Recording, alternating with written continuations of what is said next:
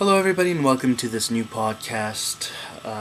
We've been talking about media, we've been talking about aesthetics, we've been talking about podcasting, and so today I thought I'd combine a little bit all of these things and try and talk about wallpaper, and you'll understand why I'm here in this room. Welcome to my bedroom. This is where I slept for most of my life. I am on a field trip, uh, doing field work at my parents' house, and thought that this would be an interesting way of combining what we've been talking about so far and linking a lot of the stuff that we've been reading and bringing something from outside, from an exterior reading. Now, why are we here?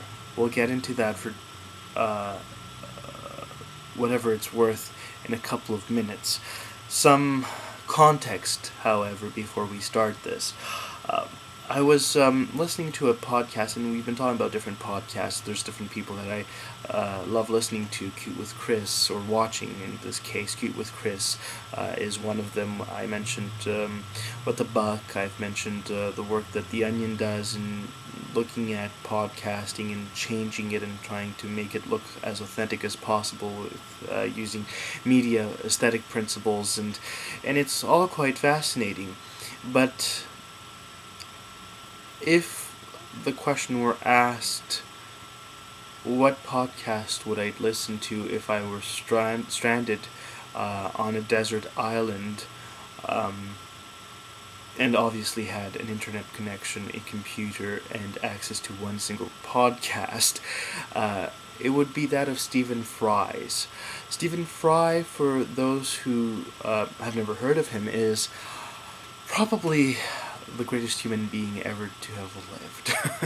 He is, no, in all honesty, he is just a wonderful, wonderful writer, producer, director, host, actor.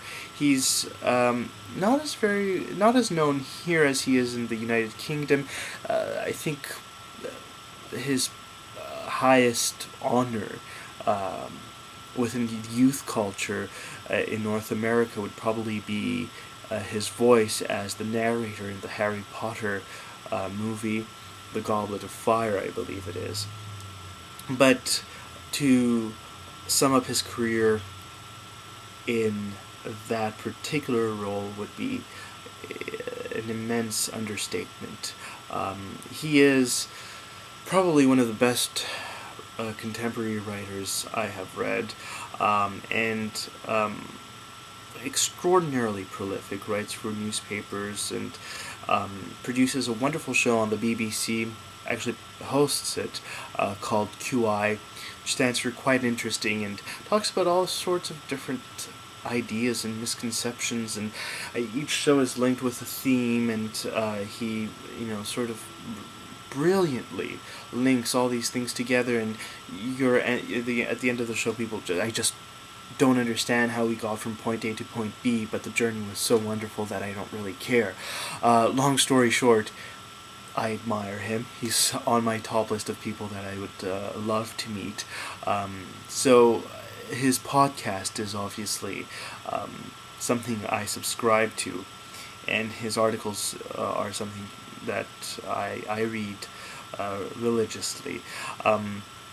He hasn't come out with a lot of podcasts. He's come out with 3 podcasts so far. He calls them podgrams, as in Grams, and they range from different topics. His first one was on the broken arm, and then his second one was on his dislike of dancing, which was just so brilliant.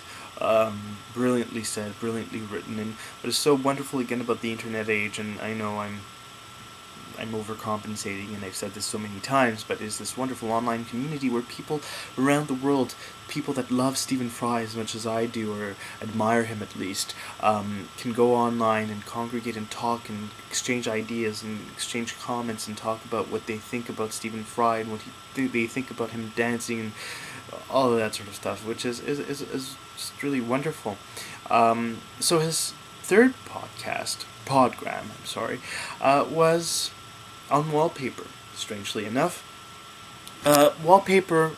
Sorry about that. I've propped up my computer on about 1, 2, 3, 4, 5, 6, 7, 8, 9, 10, 11 VHS tapes. Remember those big VHS tapes we used to record things on, so that at least we're at eye level right now. So the entry point, as I said, was Wallpaper. The backstory is a lot more interesting. Now, let me switch here and tell you why this is so interesting. Oscar Wilde is probably the more I think of it and the more I read, one of the more important writers of the last couple of years. Oscar Wilde is rather Wilde, Wilde. His last name was a movie that Stephen Fry starred in. He played Oscar Wilde in the movie Wilde. Had a couple of interesting actors. Brian Gilbert directed it. Jude Law is in it. Tom Wilkinson. And Jennifer L., Vanessa Redgrave, quite a list of interesting people. It was nominated for Golden Globe, and I haven't seen it, unfortunately. I am trying to find it, but it's a wonderful, wonderful film from what I read and truly want to see. So there is an intrinsic link between Oscar Wilde and Stephen Fry. And a lot of resemblances there as well. I'm not going to get into them right now, but fascinating. Both of them fascinating people.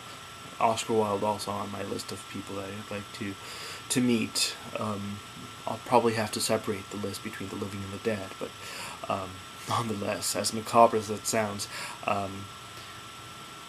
fascinating person to talk to, I'm sure.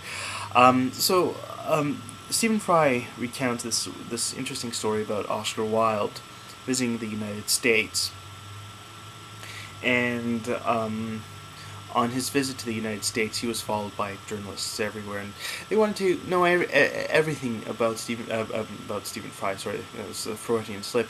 They wanted to know everything about Oscar Wilde, and they wanted to have his opinion about everything. And Stephen Fry relates this very interesting story about